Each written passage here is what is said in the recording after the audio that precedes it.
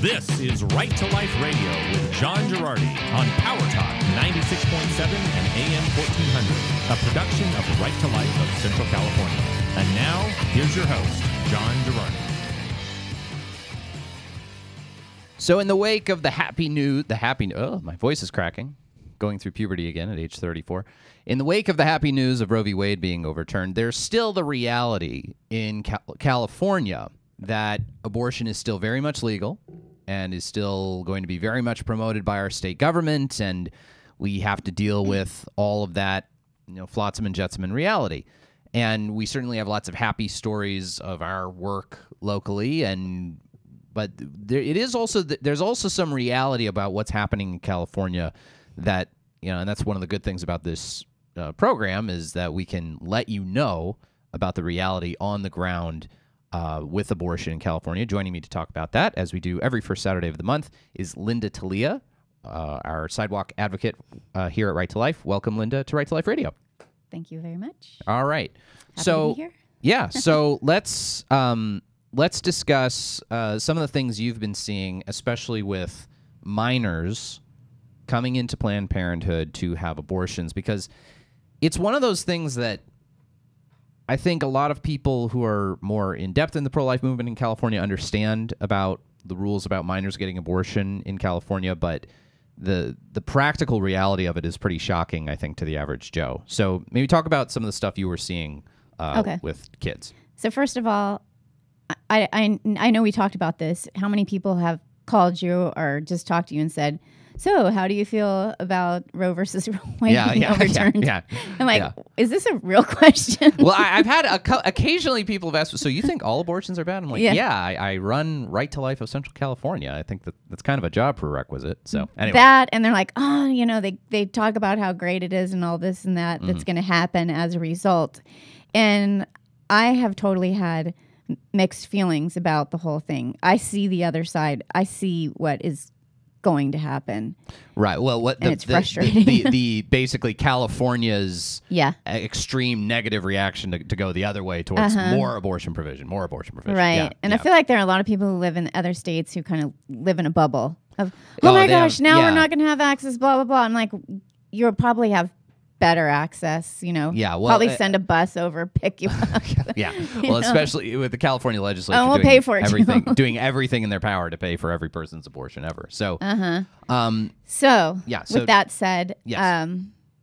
I wanted to talk about something that was probably the worst thing that I've seen so far on the sidewalk. Well, go for it. Because I want people to know that this is actually what's happening. And it will continue to happen in California. Mm-hmm. That's just how it is. Right. I had a young, I'm going to say girl. She was 19. Okay. And she was driving through the parking lot, and she stopped to talk. And I said, do you need a pregnancy test? And she said, no, nobody needs a pregnancy test here. Mm-hmm. And I said, ultimately, are you having an abortion? And she said, no. But my sister is. Okay. And this is not an uncommon thing. I often meet the drivers. This was the worst one, though. And for some reason, I asked her how old her sister was. Mm-hmm. And she was 13. Wow. 13 years old. And it was worse because I said to this young woman, do you know what she'll go through after? Do you know that there's higher risk of suicide, anxiety, depression, alcoholism, infertility, cancer? She said, yes, I know about all this. And I said, this has got to be killing you. And she said, no, not really. And I said, how did this happen? I mean, I know how this happens. Yeah, we know how it happens, but how? Yeah. And she said, irresponsible parenting. And I started to think about who the parent was. Right. The parents, her sister at 13 is actually a parent. Or her sister at 9, the 19-year-old is basically operating like the parent at this point. Operating like the parent, but then we have a 13-year-old pregnant girl who is a parent. Yes, exactly. So then I started to think about how we like to jump on the bandwagon. 'Not we, but a lot of people who are opposed to, the pro-life Position. mission. Yeah.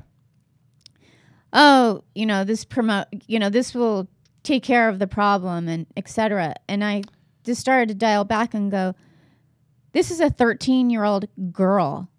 Why are we not addressing the actual problem? Well, is that not child abuse? Yeah, well, and that's so dead on.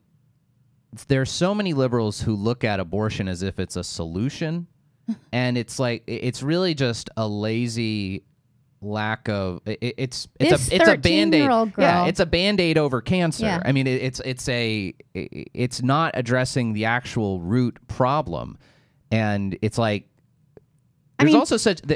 I had a debate about the. I'm all fired up. I had a debate about this earlier this week. I'm right behind you. Yeah, I had a debate about this earlier this week on a different program I was asked to be on for GV Wire. I was a guest on there, and I'm debating a Planned Parenthood executive, and I wind up also debating a federal judge who was supposed to be on, I think, as the moderate on the panel, but he was just as liberal as the Planned Parenthood lady. Anyway, and the judge was saying, well, this is going to disproportionately impact communities of color and lower income people that, they need abortion. They can't deal with a problem like this, the way that a comfortable middle-class white family can.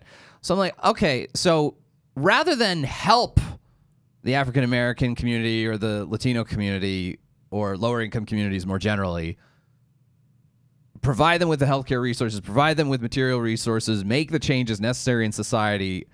The solution to your problem is abortion. We need abortion for the poors and the browns and the blacks. That's your posture. That is the quietly racist posture. The soft bigotry of low expectations, more only worse. So anyway, yeah, continue. Yeah, sorry, I had to get on my high horse. So with that said, I can't help but think about how this is going to perpetuate in both of these girls' lives. A 13-year-old girl who never had an opportunity to actually know what she was doing is going to carry this for the rest of her life. And her sister, who actually knows the probable consequences, instead of saying, like, let's go do this, because I leaned in and I said, call your sister. Just have her come out. Have her come out so I can talk to her, so that someone can talk to her who will tell her what her actual options are. Right. And she just kind of looked at me. And this is, a 19-year-old who thinks she knows the answers, and she doesn't even have to. She will live with this. Right. Because she will have taken her sister to an abortion center. And at some point, I'm thinking she will see something or hear something, or her sister will go through something, and she doesn't even know yet how that will actually impact her. Right. And we are sitting around saying just what you said, because I've seen it all over social media. Poverty, poverty, poverty. Why can't we address the actual issues with poverty? And poverty does not mean pregnancy. Right. It does not mean pregnancy, and it doesn't always need to mean abortion. And poverty also doesn't mean statutory rape is the other thing. I mean, which is this is the thing about statutory rape that people how about this? A 13-year-old girl? Yeah. She was raped. Yeah. No matter how you slice it. Well, exactly. Like, people think that if it's a Romeo-Juliet thing, like a 13-year-old and another 13-year-old, that's not statutory rape. And the concept of statutory rape is that children lack the capacity to meaningfully consent to sexual activity. It does not matter if the other person you're having sex with is under 18 also, and you're Romeo and Julieting this. It doesn't matter. Like, you don't Nobody reported this. Yeah, like probably you won't prosecute that case, because who's the perp and who's the victim when it's two 13-year-olds having sex? Nevertheless, it's still rape. It's still statutory rape. It's still unconsented sexual conduct, a.k.a. statutorily rape. And this is why, people get so shocked by this. But California state law, on as in most American law, there's a lot of stuff minors cannot consent to. Minors can't sign contracts. When Kobe Bryant signed with the Lakers right out of high school, he was 17 years old. His parents had to sign his contract for him because he was 17. They can't sign contracts. They can't get married without parental consent. They can't do this, that, and the other. They can't go to a tanning salon. In California, you can't go to a tanning salon until you are 18 years old and 1 day, even if your parent goes with you. Can't go to a tanning salon. But in California, we let a 13-year-old consent to a surgical abortion. Uh-huh. In spite of the fact that they're 13, they don't have a sense of weighing risk and rewards. Not reported? You see a kid with a bruise. Right. And that's the real question. I think there have been a lot of questions over the years about Planned Parenthood clinics and abortion clinics like that are mandatory reporters. And, that was one of the thing that launched Lila. I didn't see the police drive up. Yeah, I mean, the thing that launched Lila Rose to prominence was being undercover as a college student, portraying herself as a 15-year-old pregnant by her 21-year-old boyfriend with an undercover video walking into a Planned Parenthood. And how did Planned Parenthood treat her? Or whatever the abortion clinic was. I'm not sure. I'm not sure if it was Planned Parenthood specifically. But that's what we're seeing. These clinics are motivated by the dollar. Yes. The most profitable service they do is abortion. So they are not incentivized to make a big fuss about. They are incentivized not to make a big fuss over a kid who's pregnant. So yeah, this 13-year-old strolling in with her sister driving her, and I guess we don't know if the sister's a legal guardian. I'm kind of doubting it. She didn't make it sound like it. Yeah, kind of doubting it. So because she said irresponsible parenting, and I don't think she was talking about herself. Yeah, exactly. Yeah. So it's just incredibly sad how we've set this up, that we perpetuate this legal fiction that, we perpetuate the reality that kids are not smart enough. They don't have sufficient judgment. They don't have sufficient ability to weigh short-term reward with long-term risk. So we don't trust them to make, including to consent to a lot of different kinds, to most healthcare. But when it comes to reproductive healthcare, so-called, we decide, actually, no, the parents have our default posture is that parents have nothing valuable to add to this And I equation. know that someone's going to say, well, these parents must be awful, blah, blah, blah. Well, so all the time we have, obviously we have mandatory reporters, which would be teachers, counselors, nurses, doctors. Yeah. So there were teachers that could have possibly been involved with this. And here we are. I was thinking you should go over the situation where you can go to your teacher, say you don't feel well, and the teacher could suggest a pregnancy test, find out you're pregnant, and have you or drive you over to the clinic. Right. Well, the program pre-COVID was Fresno Unified had this relationship with Fresno Economic Opportunities Commission and their reproductive health care clinic in downtown Fresno. Now, they didn't do abortions, but you can go there for an IUD.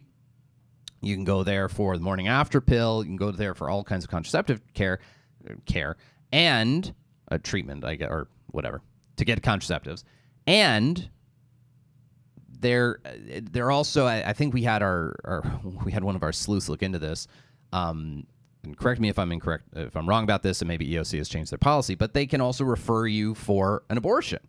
So that is, I mean, and furthermore, when that program was active, this was all pre-COVID, Fresno Unified would tell a parent asking, hey, is my child present? They would say, oh, yeah, your child's present. Meanwhile, they're being chauffeured around to these clinics. So this is the reality in California, where minors can get abortions without parental notification, parental consent.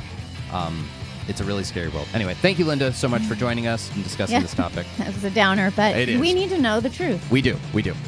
All right, we'll be back with more Right to Life Radio right after this on Power Talk 96.7 AM 1400.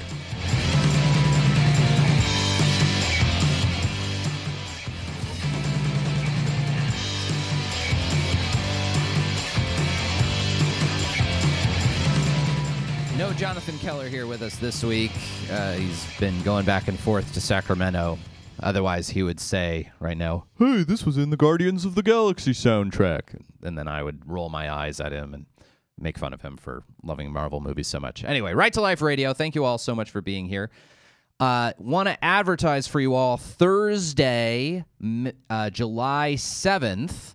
We are going to have a big educational event at the offices of Harris Construction on Home Avenue near the airport off of Peach in Fresno. We are going to have a big educational event Thursday evening around 6 p.m. about the overturning of Roe v. Wade in the Dobbs case and what it means going forward for California. We're going to have some great guests. Jonathan Keller and I will be there. We'll be discussing California stuff. We're going to have Sharif Gergis, who's a professor at Notre Dame Law School and a former clerk for Justice Alito, who will be explaining the Dobbs decision for us. It's going to be a really, really cool event. So I encourage you all to learn more about it. We're going to be emailing stuff about it. We'll have stuff about it up on the website, rtlcc.org, and we want this to be a really big, cool event. So Thursday evening around 6 on Home Avenue. All right, a couple of things. I think for this segment, there's been so much chatter since the overturning of Dobbs. We've only had, this is our second post-Dobbs show. So I'm trying to kind of get my bearings and do a big sort of summary of what's going on with Dobbs. So a couple of things. I think one of the big things I'm seeing is this rhetorical shift that the pro-choice side is using for how they are attacking the pro-life states that are trying to pass legislation to limit abortion now that Roe v. Wade is gone. And the tactic they're using is that, women are going to die. Women are going to die. And they're saying this very casually and without much in the way of specificity. Hillary Clinton's just sort of, the women are just going to die from this, women are going to die. And it's just like this truism that, women are going to die as a result of overturning abortion laws. And the idea is that as I think Chuck Schumer was even saying this, that ultra MAGA, Make America Great Again, I guess we're just tying the whole pro-life movement to Donald Trump, I guess. Ultra MAGA states are going to pass laws with no exceptions, even for the mother's life, pass abortion bans with no exceptions, even exceptions for the mother's life. So I want to dispel a couple of those ideas. First of all, every abortion law that existed up until Roe v. Wade that limited abortion, every new law that's coming in after Roe v. Wade is gone. All of them have exceptions for the mother's life. All of them. Not some, all of them. None of them are going to limit doctors who are treating women who have an ectopic pregnancy. Okay, so an ectopic pregnancy, basically the baby's growing in the fallopian tube rather than in the uterus. It's not where the baby's supposed to grow. If the baby keeps growing, mom and baby will die. So the process of removing the baby from the region of the fallopian tube is, first of all, it's consistent even with Catholic teaching. It's not even technically an abortion, okay? And it's not just me saying that. Like, you go to Planned Parenthood's own website, they define ectopic pregnancy care treatment as something different from an abortion. You're not actively killing the child. You're just removing the child from that place. So, one, all of these states have exceptions for pregnancy where the mother's life is threatened. All of these states that are going to limit abortion, you'll be able to treat an ectopic pregnancy. And furthermore, for other kinds of life-threatening pregnancies for which, like ACOG, the American College of Obstetricians and Gynecologists, is saying that abortion is indicated, in essentially all of these kinds of cases, preeclampsia, other kinds of scenarios, preterm delivery is a safe and effective way of dealing with the problem, delivering the child prematurely. And in fact, in many cases, it's, especially later in a pregnancy, it's more indicated. It can be actually a safer option. You can have a woman deliver via cesarean section within an hour. To do a late-term abortion, sometimes it can require several days to get the woman's body prepared for and appropriately dilated for delivery. So this casual notion that, women are going to die, it's just not true. Okay, Poland has massively restricted abortion and has equal or lower maternal death rates to all the other countries in Europe that allow for legal abortion. So this casual argument that the left is throwing around, don't buy it, okay? Don't buy it. Women are not just, quote, going to die because we outlaw abortion, okay? All of these state laws have exceptions for life-threatening pregnancy. There are ways of treating pregnancy without abortion. When we return, President Biden is calling to abolish the filibuster to codify Roe v. Wade. We'll explain what that means next on Right to Life Radio.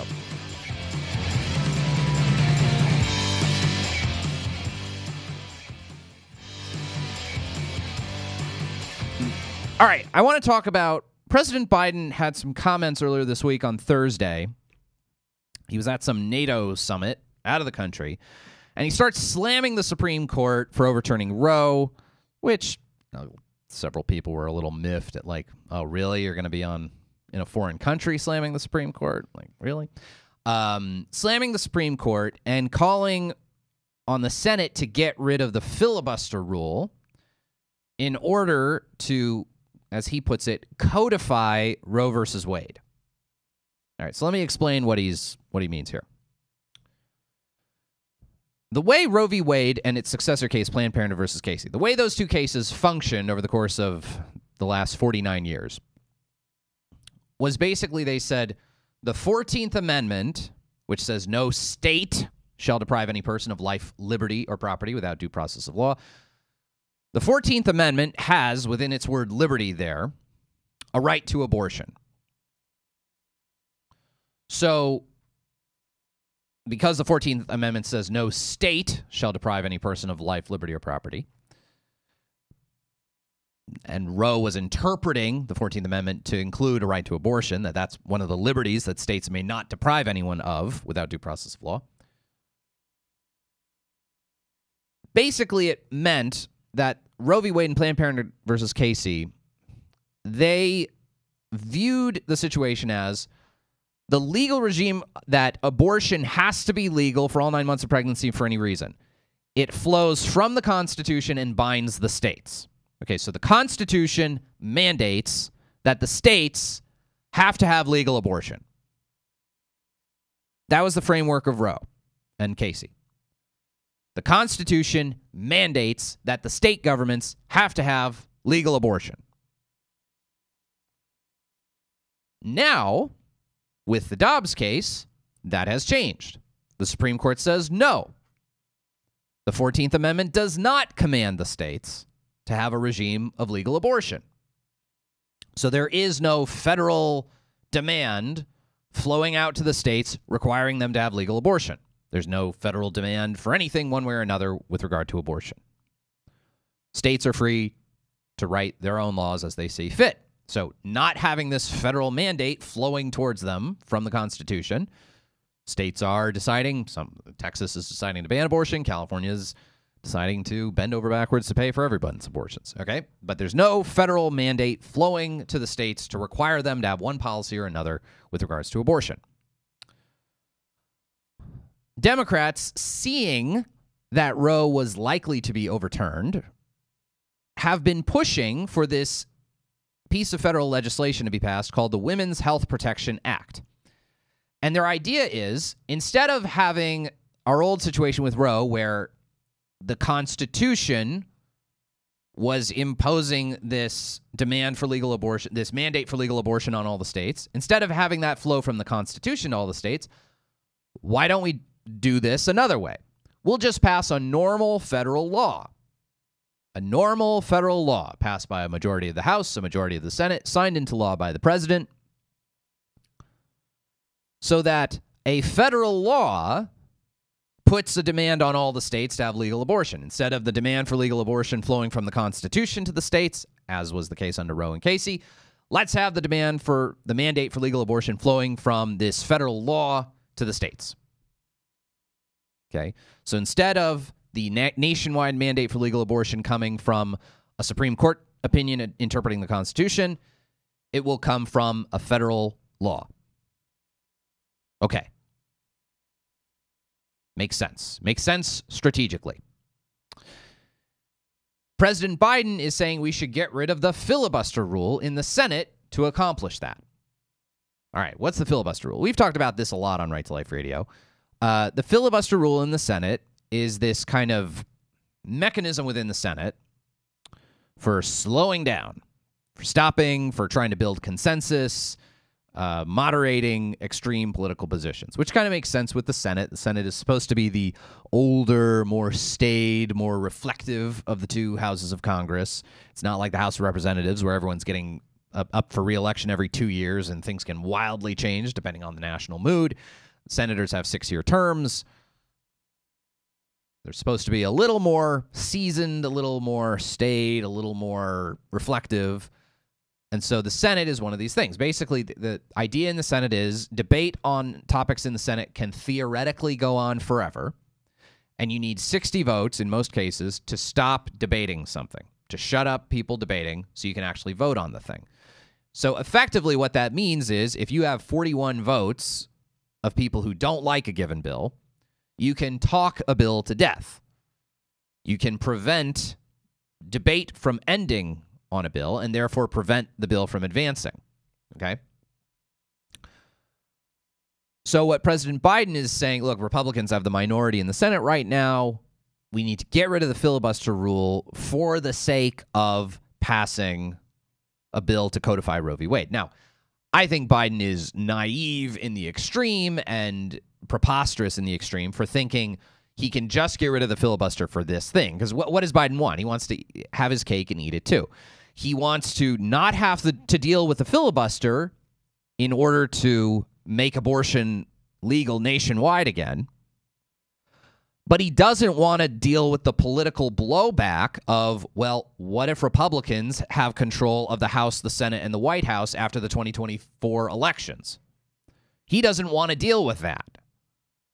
He wants, when the Democrats are again in the minority in the Senate, which will very likely happen quite possibly after 2022 and almost certainly after 2024, based on, what races are going to fall on on which election cycle in the Senate. He still wants Democrats to be able to use the filibuster to stop Republican legislative proposals. But he doesn't want Republicans to use the filibuster to stop his legislative proposals. So he's trying to say, well, no. We're just going to get rid of the filibuster for this. Just going to get rid of the filibuster for this really important thing that I want because it's so important. Only for things that flow from the right to privacy. That's how he framed it when he was during his kind of rambling remarks at NATO earlier this week. Now, here's Biden's problem.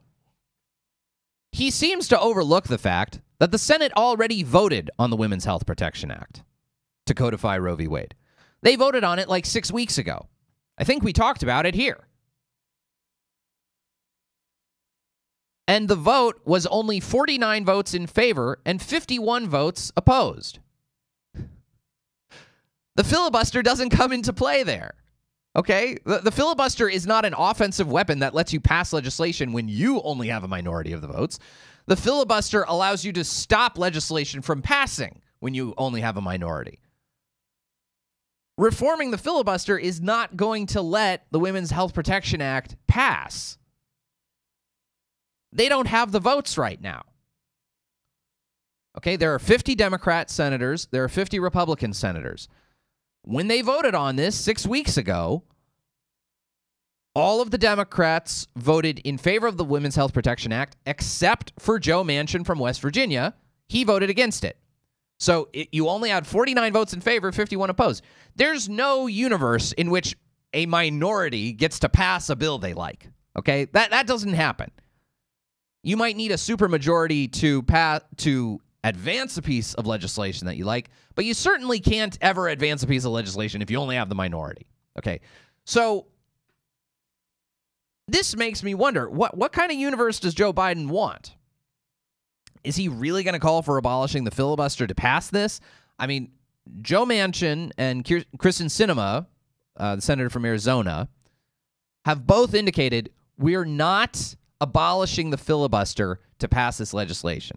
The pro-choice Republicans, Susan Collins and Lisa Murkowski, said we're not abolishing the filibuster in order to pass some bill to codify nationwide legal abortion. We're not going to do it. Because apparently Kristen Sinema and Joe Manchin are the only two Democrats in the Senate who recognize, hey, we might not be in the majority forever. We're literally only in the majority because we have a tiebreaker right now. I mean, it's 50-50. Democrats have a technical majority because Kamala Harris is the tie-breaking vote. So it leads me to ask this question. Democrats have made it quite clear that at least 48 of their 50 members in the Senate want to abolish the filibuster rule in order to achieve their ultimate pro-choice goals. And it possibly won't stop there. There are Democrats, very prominent Democrats, not like nobodies. Guys like Ed Markey and Elizabeth Warren. Well, granted, those are the two Democrats from Massachusetts, so maybe not too mainstream. All these Democrats who are calling for abolishing the filibuster to pack the Supreme Court. So I ask this question of the Republican Party. The other side has declared what their ground rules are for, let's not to use too many military analogies, but they've declared what their terms of engagement are going to be, and their gloves are off. All right, they're going to fight in this incredibly institution-wrecking, dirty fashion. So Republicans have a choice. They can either be the second party to operate without the filibuster or be the first party. And here's the problem. If you're the second party to try to operate without the filibuster, to get rid of the filibuster to advance your legislative agenda, you might never get the opportunity to be the second party. If you're not the first party, you might never get the opportunity to be the second party. Because here's the sort of things that Democrat activists have been pushing for in abolishing the filibuster. One, packing the Supreme Court to completely eliminate all of the gains we've made as a pro-life movement. You want to see Dobbs overturned? Packing the Supreme Court is the way to see it overturned. Do you want to get rid of this, what should be a generational victory? If Democrats get control of the Senate, that's what they're going to do. And unless Republicans then decide to repack the court and pack it even further with, I don't know, but at a certain point, we're going to have like 30 justices on the Supreme Court. We'll never get the chance to get this victory back. Democrats have talked about the idea of splitting up blue states into multiple states to give themselves more seats in the U.S. Senate. Have 54 states. Take 4 solidly blue states, split them right down the middle, create a whole bunch of new states with 2 Democrat senators apiece so that Republicans will never, ever get a majority in the Senate again for another generation or two. So if Republicans get all these majorities in 2024, if they win the White House, if they take the House, take the Senate, I think they got to ask themselves, okay, well, maybe we should operate without a filibuster because it's better to be the first entity to operate without that filibuster than the second. The rules of engagement have changed. We can either acknowledge that they've changed or allow our enemy to bring a gun to a knife fight. Now, I don't want to be too martial. This is just metaphors here. I'm not saying anyone's promoting actual violence, but you get what I'm saying. All right, when we come back, we'll have more Dobbs reactions and some terrible pro-choice arguments I encountered earlier this week. Next on Right to Life Radio.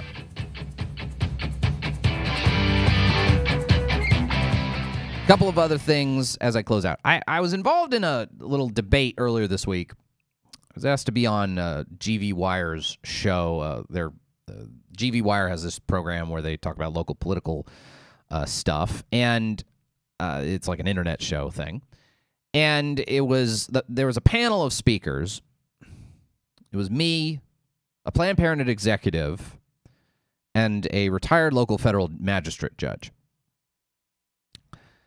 And I assume they intended for the format to be me on the right saying the Dobbs decision was good and abortion is bad, the Planned Parenthood person being on the left saying the Dobbs decision was bad and legal abortion is good, and the federal magistrate judge was supposed to be kind of in the middle, sort of just more explaining the Dobbs decision, he being the legal expert. I don't know that they fully knew that I'm also a lawyer and have some ability to talk about it. So I get in, and it turns out the judge is actually not very moderate at all. In fact, he kept trying to paint himself as moderate, but really he was definitely as pro-choice as the Planned Parenthood lady. So it was basically 2 against 1. And they threw at me essentially every bad pro-choice argument you can find. Now, some of it was, bordered on the absurd.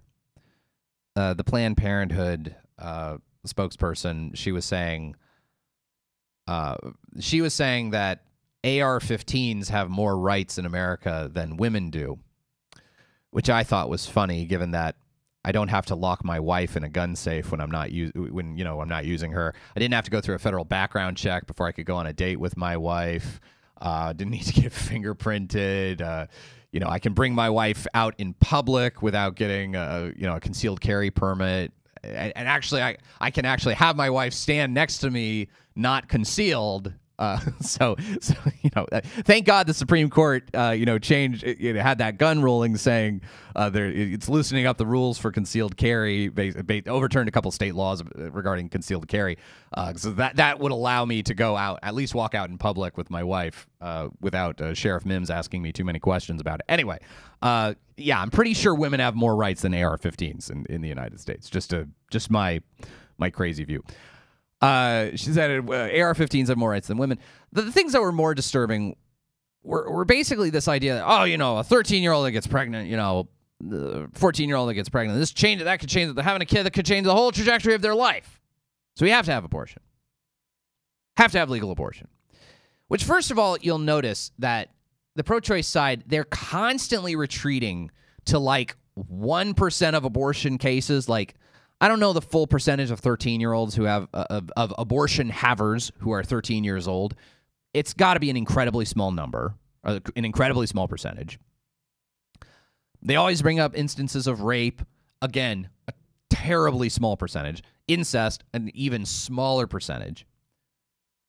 So they're constantly retreating to the most extreme examples to justify a legal regime that involved legal abortion for all 9 months of pregnancy for any reason, where the overwhelming majority of abortions were not being chosen for any reason that had to do with health, safety, life of the mother, rape, incest, or anything like that. The overwhelming majority of abortions were elective by any calculation, okay?